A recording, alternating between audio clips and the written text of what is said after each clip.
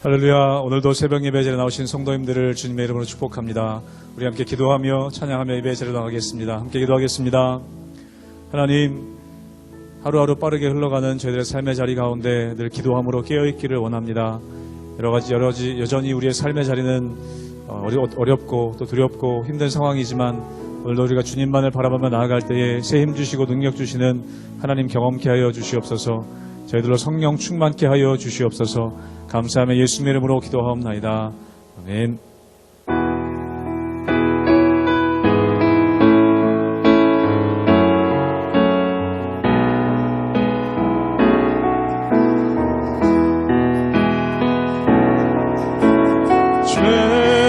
죄짐 맡은 우리 구주 어찌 좋은 친구인지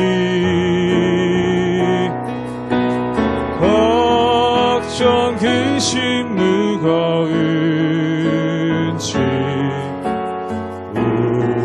우리 주께 맡기세. 죄짐 맡은 우리 구주 죄짐 맡은 우리 구주 어찌 좋은 친구인지 걱정 근심 무거운지 우리 주께 맡기세. 주께 고함 없는 고로 복을 받지 못하네. 사람들이 어찌하여 아뢰 주를 모를까. 시험 걱정 모든 괴로움 시험 걱정 모든 괴로움 없는 사람 누군가.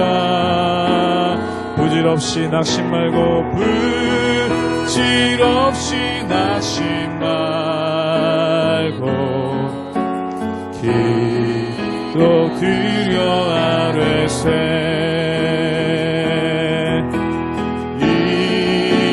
진실하신 친구 찾아볼 수 있을까. 우리 약함 아시오니 어찌 아니하릴까. 근심 걱정 무거운지 근심 걱정 무거운지 아니 진짜 누군가. 비난 저는 우리 예수 주께 기도드리세. 세상 친구 멸시하고 세상 친구 멸시하고 너를 조롱하여도 예수 품에 안기어서 참된 위로 받겠네. 세상 친구 멸시하고 세상 친구 멸시하고 너를 조롱하여도 예수 품에 안기어서 참된 위로 받겠네. 의의 줄이고 목이 마르니 성령의 기름 주소서. 위에 줄이고 목이 마르니 내 잔을 채워 주소서. 마음이 상한 자를 고치시는 주님, 하늘의 아버지 날 주관하소서. 주의 길로 인도하사 자유케 하소서. 새 일을 행하사 분케 하소서. 의에 줄이고 목이 마르니 성령의 기름 부소서.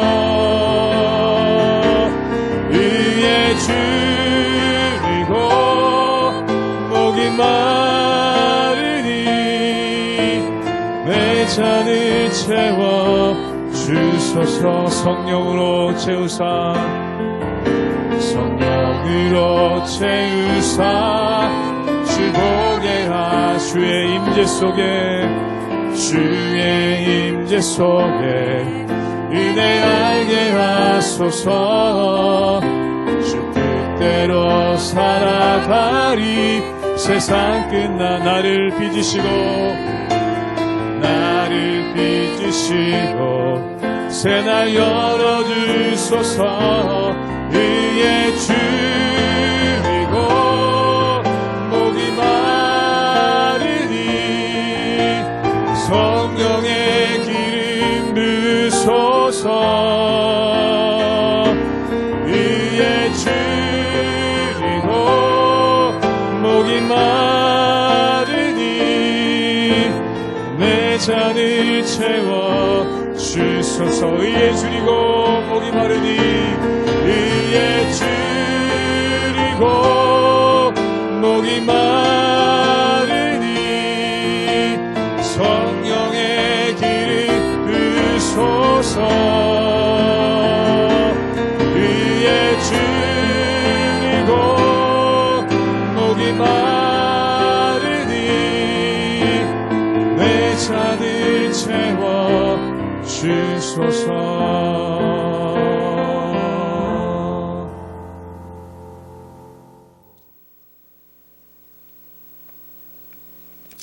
할렐루야. 우리 하나님의 은혜와 평강이 우리 성도님들 삶 가운데 날마다 가득하시기를 주님의 이름으로 축원합니다. 우리가 이 세상을 살아가다 보면은 참 알 수 없는 것 중에 하나가 바로 의인의 고난입니다.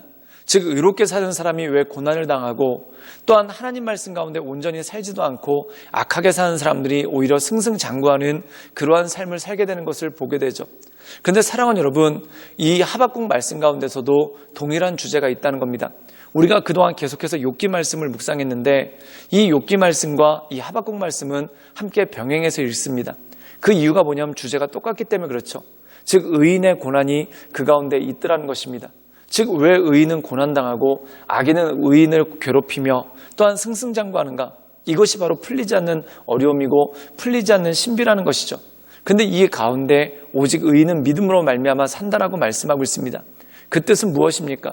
의인이 고난을 당한 것 같으나 고난이 아니고, 또한 악인이 승승장구하는 것 같으나 그가 승리하는 것이 결코 아니다. 지금 모든 것 가운데 역사하실 하나님의 은혜가 있고, 또한 그 모든 것 가운데 심판하실 하나님의 공의가 그 가운데 있더라는 것입니다.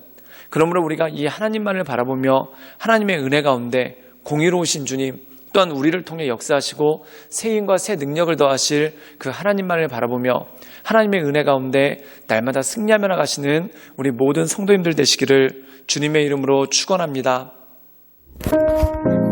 하박국 1장 1절에서 17절까지의 말씀입니다. 선지자 하박국이 묵시로 받은 경고라. 여호와여, 내가 부르짖어도 주께서 듣지 아니하시니 어느 때까지리이까? 내가 강포로 말미암아 외쳐도 주께서 구원하지 아니하시나이다. 어찌하여 내게 죄악을 보게 하시며 패역을 눈으로 보게 하시나이까?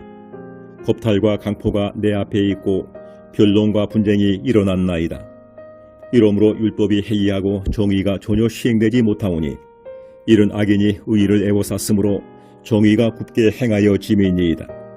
여호와께서 이르시되 너희는 여러 나라를 보고 또 보고 놀라고 또 놀랄지어다. 너희의 생전에 내가 한 가지 일을 행할 것이라.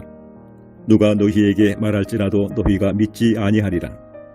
보라, 내가 사납고 성급한 백성 곧 땅이 넓은 곳으로 다니며 자기의 소유가 아닌 거처들을 점령하는 갈대아 사람을 일으켰나니 그들은 두렵고 무서우며 당당함과 위엄이 자기들에게서 나오며 그들의 군마는 표범보다 빠르고 저녁 이리보다 사나우며 그들의 마병은 먼 곳에서부터 빨리 달려오는 마병이라.